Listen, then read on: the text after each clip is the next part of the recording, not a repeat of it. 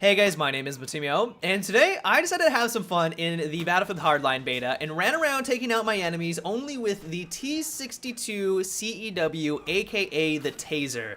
The Taser in this game is really interesting and absolutely hilarious, and the first time I used it, admittedly, I didn't understand its function. When you tase someone, it stuns them. It brings them down to their knees, they're down on the ground for a couple of seconds, and during that couple of seconds, they're completely vulnerable. They can look around, they can see what's happening, but they can't shoot, they can't reload their weapon, they're down there, and if anyone wants to shoot at them or sneeze in their general direction, they're gonna get taken out. But when I thought about it, I could just not figure out why you would want to use this over your primary weapon. Like, sure, stunning your enemy is great, but if it doesn't kill them and they're able to get up after just a couple of seconds, then what was really the point of it? Maybe just to humiliate them, you know, have them down on the ground and then finish them off with your secondary weapon. That was one thing I thought of. Or maybe if there's some really strange scenarios where you ran out of all of your ammunition with your primary weapon and your secondary weapon and all you have left is your taser, that could be another scenario. But I just could not figure out why you would want to run around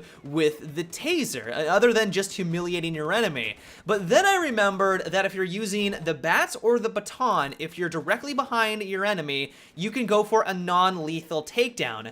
And what's exciting about this is that once you go through the animation, it eliminates them from the battlefield. It's essentially like knifing them or, you know, normally killing them. You get the points for it, but then you also have the option to interrogate that player, and if it's successful, you interrogate them successfully, you then can see all of his teammates on your minimap for a couple of seconds, giving you a huge advantage. And so where the taser comes into play is that normally going for a takedown is not easy. You have to flank around, you have to catch your enemy by surprise, and if you don't have that whole stealthy mentality locked down, if the enemy is looking directly at you, you're gonna have to pull off some pretty fancy footwork to try and get that successful takedown.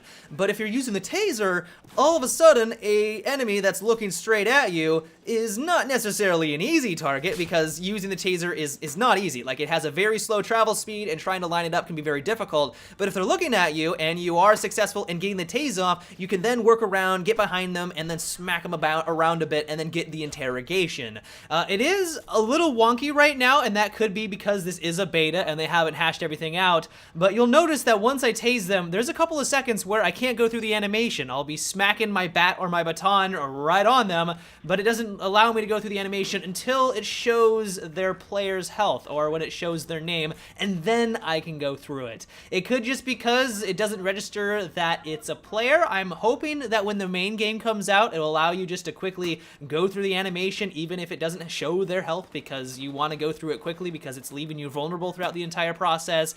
But right now, it is a little wonky. And so when running around with this bad boy, it is hilarious. Like, it's probably the coolest gun in the game right now. There are a lot of cool weapons. Like, I'm loving the M16A3. I'm glad it's back. I know some people are a little worried that it's overpowered. Don't worry, it's not. It's nowhere near as good as it was back in Battlefield 3. There are some really fun weapons, but there's just something about tasing your enemy, getting behind him, smacking him around a bit. Wow, this sounds really dirty for some reason. And then interrogating them, letting you know where all of his buddies are. I'm not 100% sold on the whole interrogation mechanic as of right now, because while I love how it's humiliating and also it allows you to have more of a bonus for going through that animation, like, I think that's a cool concept, but in practice, I don't know if this is the best way to handle things. Like, maybe if it's only for you. If it's only for you, I think that's actually okay because you're getting rewarded for it.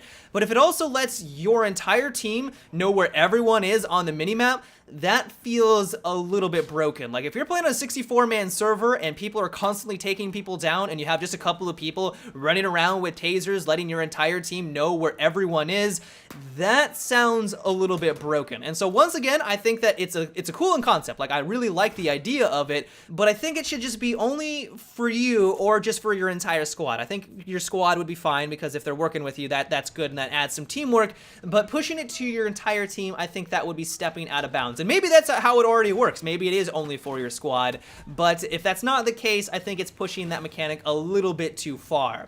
But overall, I am loving this gadget. It's hilarious. It's so much fun to use. It requires a lot of skill. Like, you have to be close to your enemy. It doesn't have a very fast projectile speed, and so getting this off and lining up shots is not an easy task, but I think it's because of that skill and lining it up, which makes it so much more satisfying. Like, if you go against someone who is using a primary weapon, going toe-to-toe, and you're able able to nail them right in the dome piece with the taser, and then they drop down on the ground. There isn't many things more satisfying right now in the Battlefield Hardline beta. Like, it's so much fun. And so if you would like to give this a try, which I highly recommend you do, I would try out the Enforcer class with the ballistic shield. That's the class and the combination that I had the most success. But yeah, guys, that is about it for today's video. I hope you enjoyed. Let me know what you think of the taser. Do you currently like the system in place? Do you like the interrogation system? Do you think it should be reduced or reduce its effectiveness? Let me know down below. But until tomorrow, have a good one and take it easy.